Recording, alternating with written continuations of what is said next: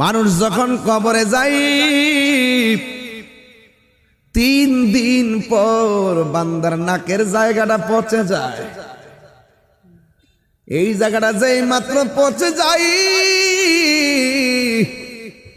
তখন পেটের ভিতর দিকে কিরা বের হয়, কিরা পোকা। এই পোকাগুলা দলে দলে আবার অন্য পোকাদেরকে খবর দেয়। এমন দুর্গন্ধ, এমন দুর্গন্ধ রে, আমি তাহিরি হুজুর বানায়া কথা বলি না রে বন্ধু। আপনারা জবানটা খুলে কোন, আমাদের আসল ঘরের নাম কি, বিল্ডিং না কবর? 3 দিন পরে নাকটা পচে গেছে, পেটের ভিতরে সবগুলো এই দিক দিয়ে বের হবে, এখান থেকে পচনটা শুরু হবে। এইভাবে পচতে পচতে বডির মধ্যে পচন ধরে ফেলে। এই পচন ধরার পর যখন নাকটা পচবে, এরপরে 6 দিনের মাথায় কি হয় জানেননি?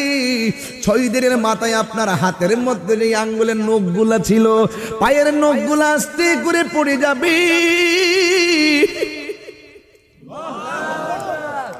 আরে এত সুন্দর বডি, এত সুন্দর চেহারা, এত শক্তি আমার, নিতর দেহ কবরে। ও আমার জগন্নাথপুরের বাবা, ও রানীগঞ্জের বাবা, গন্ধব্রপুরের বাবা রে, কি দিয়ে বুঝাবো? দুনিয়া অহংকারের জায়গা না। এই দুনিয়া যত তুমি নরম হইয়া চলবা, আমার আল্লাহ কবরের মাটি দিয়ে তোমার সঙ্গে ভালো ব্যবহার করাবে। কথা বলেন ঠিক কিনা? 6 দিনের মাথায় নখগুলা পড়ে যাবে, অল বডিটারে এমন ভাবে পোকামাকড় খাবে, সেই দিন তোমার দেহ দেখার জন্য কেউ যাবে না। আমার নবী, আপনার নবী বলেন, এই পৃথিবীর মধ্যে যত আযাব আছে, গজব আছে,